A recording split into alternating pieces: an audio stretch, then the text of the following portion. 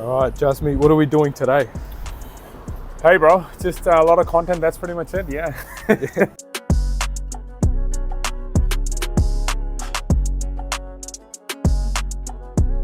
Color in that watch as well. Oh, yeah, that's the one, yeah, there, Do you yeah. want to try that one? Yes, please.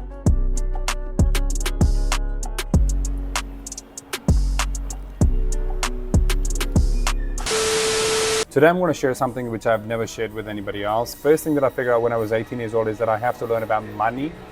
If I understand money, then I can understand most of the things. What are your thoughts on the people that say that money's not important, you don't need money? What are your thoughts on those people? Yeah, just because they don't have any then. So Jasmiit, tell me, what is your why? My why? I was at a podcast, I think last week, and I was asked this question as well. Why are you so passionate by what you're doing? Or why are you doing this? And today I want to share a story that when I was 17 years old, my father owed some money to bad people, and they used to come at our place late at night, about 10 to 11 p.m. And me and my younger brother have gone through that feeling, and that was not the best of the best feeling. However, I'm really grateful that happened because that inspired me to do what I'm able to do right now. And that's what I really want to help as many as people as I can to become sovereign with money so that they don't have to worry about anything and they can look after their family. So I really want to help make that money that you become sovereign. And what's your story? How did you actually get started in property? So that's a great question as well, because I come from a property family. My grandfather was a very, very successful developer. However, my father was youngest of 5, so he was given everything, let's just say easily, if you want to call it. And just because of that, my father lost the value of money, right? And because of that, we were in trouble. And I really wanted to learn about money because we were extremely rich and all of a sudden we were almost bankrupt. So I really wanted to understand what the hell happened. So the first thing that I figured out when I was 18 years old is that I have to learn about money. If I understand money, then I can understand most of the things. So I said to myself, if I want to do anything, it has to be with banking and finance. So I learned money. I worked in Citibank USA, Barclays Bank UK. Then I worked for a telco communication company just because I had to work there to get my residency. And once I got my residency, then I actually moved to bank straight away. And I quit my job the next day. I got my residency to make sure that I'm able to go back to the banking, which I really wanted to learn, because I had figured it out. To be able to scale the portfolio or property portfolio, you have to understand the property as well. Sorry, you have to understand the finance strategies as well. You don't know how money works and you don't know how to play with money, you would never be able to do it. And once I understood everything, I started to scale my portfolio when I was 28. By then, I had saved up about $70,000 for the last 10 years, and I had nothing else.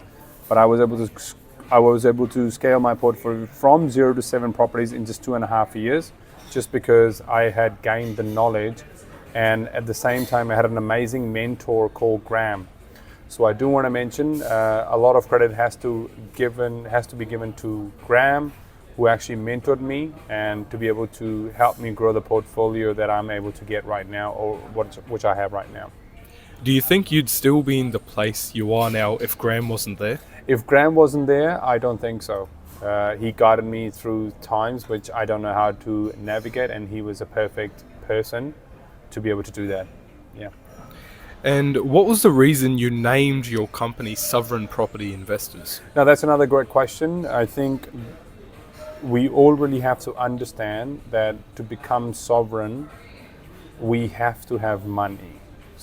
Okay, if we don't have money, we won't be able to become sovereign. And also, if you hate your 9-to-5 job, and if you want the freedom to travel, and if you want security for your family, you have to have money. And that's the only reason I named the company Sovereign Property Investors Group, because in order to live the life that you really want to on the other end of the spectrum, or on the other end, you have to have money. And I realized that when we didn't have any and we were almost bankrupt, that money is the most important thing to be able to do that. What are your thoughts on the people that say that money's not important, you don't need money? What are your thoughts on those people? Yeah, just because they don't have any then. They don't understand the leverage that you have if you have money. Once you have money, you are able to do a lot of the things that most of the people are not able to do. So for me, I took 1 year off in 2022. Most of the people can't do it. So people only talk about it when they don't have it. I think they have to understand that money is a tool. Money allows you to do what most of the people are trying to do. You know you want to travel. You know you hate the fucking job that you're doing right now, but you're not doing it. You're just finding reasons. Those are the actual escapisms that you have, and are the reasons that you're trying to say, oh no, I don't have to work hard, because it takes time. It takes patience. Most of you don't have it. Do you think discipline matters more? Discipline or is the most important thing. What about not- motivation?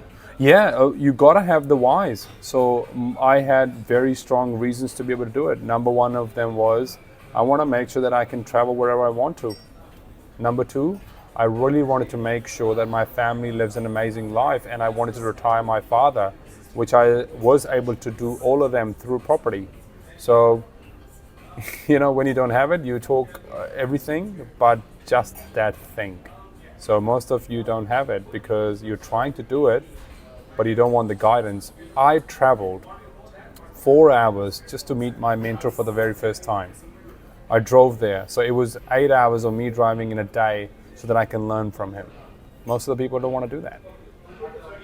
What was the biggest difference you noticed from when you were bankrupt to when now you have all the freedom in the world? I think it's the mindset.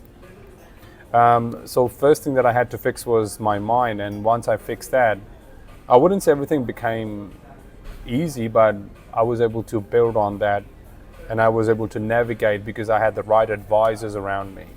Now, most of the people, when we take on clients, finding a property is a third step for us. First of all, what we really do is we help our clients to really have the best foundation or amazing foundation, so they're able to scale their portfolio to 6+ property, which will then put you in the top 1% property investors. That's what we do. Finding a property is a third step.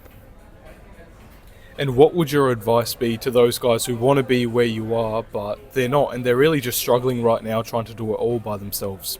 Work with someone who's done it. I think when I was working with Grandma, I think he had about 100+ properties.